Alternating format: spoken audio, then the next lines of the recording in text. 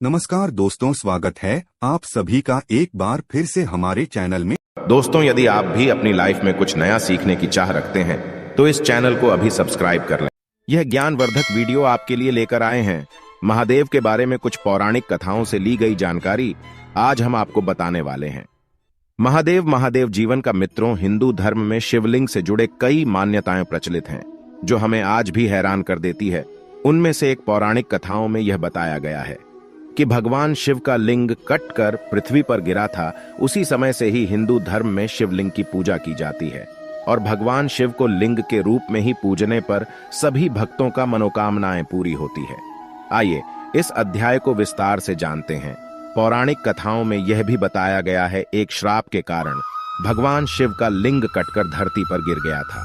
जब से भगवान शिव को शिवलिंग के रूप में पूजने लगा, शिव का लिंग जहां कटकर गिरा था उस जगह का नाम जागेश्वर धाम कहलाता है।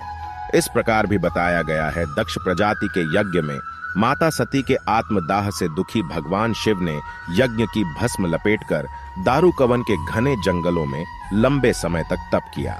इसलिए यह जगह शिव के तपस्थली के रूप में जाना जाता है। इसी जंगल में वशिष्ठ आदि सप्तर्षि अपनी पत्नियों सहित कुटिया बनाकर तप करते थे। एक बार भगवान शिव दिगंबर अवस्था में ध्यान में लीन थे। एक दिन इन सब ऋषियों के पत्नियां जंगल में कंदमूल, फल एवं लकड़ियां आदि के लिए गई थीं, तो उन सब की नजर दिगंबर अवस्था में लीन भगवान शिव पर पड़ी। भगवान शिव के शुद्धित शरीर को देखकर ऋषियों के पत्नियां भगवान शंकर पर मोहित हो गईं। भगवान शंकर अपने तपस्या में रंग थे, उन्होंने उनकी ओर ध्यान नहीं दिया। फिर ऋषियों के पत्नियां काम स्वरूप में अंधी होकर वहीं मूर्छित होकर गिर गई।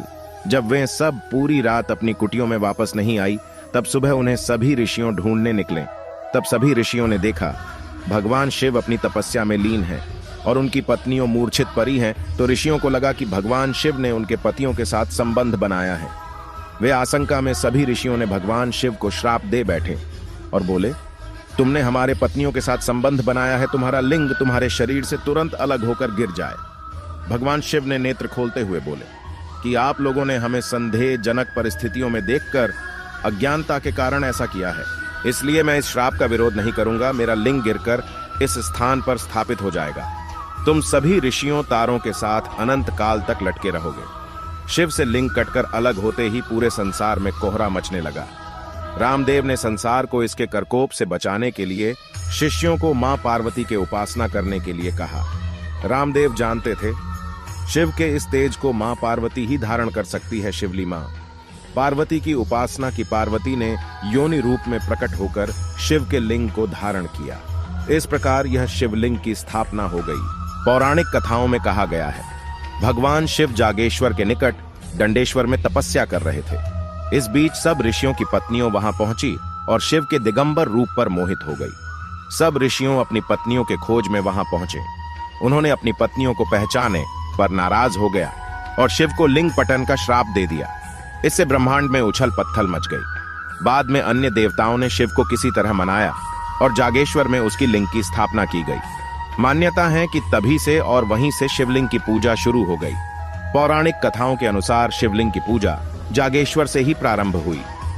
मानसरोवर पर निकलने वाले यात्री पहले इस स्थान के अर्चना करके आगे बढ़ते हैं। यहाँ करीब 150 से ज्यादा मंदिरें हैं। जागेश्वर धाम की मंदिर करीब अल्मोड़ा से 40 किलोमीटर दूर देवदार के घने जंगलों में बीच स्थापित है। यह धाम उत्तर भारत के एक प्रमुख शिव मंदिर के रूप में प्रतिष्ठित है। मान्यता है कि यहाँ पर शिव जागृत रूप में विद्यमान है और यहाँ पर ही शिवलिंग की पूजन की परंपरा प्रारंभ हुई थी। कई पुराणों में इस जगह का उल्लेख मिलता है। इस पवित्र स्थान के बारे में अर्थात मनुष्य बैजनाथ धाम, माया नगरी या फिर हरिद्वार भी नहीं जा सकें तो जागेश्वर धाम में भगवान शिव के दर्शन जरूर करनी चाहिए। मान्यता है दोस्तों, आज के वीडियो में इतना ही। अगर आपको यह वीडियो पसंद आए तो इस वीडियो को लाइक करें और ऐसे ऐसे वीडियो देखने के लिए इस चैनल को सब्सक्राइब करें।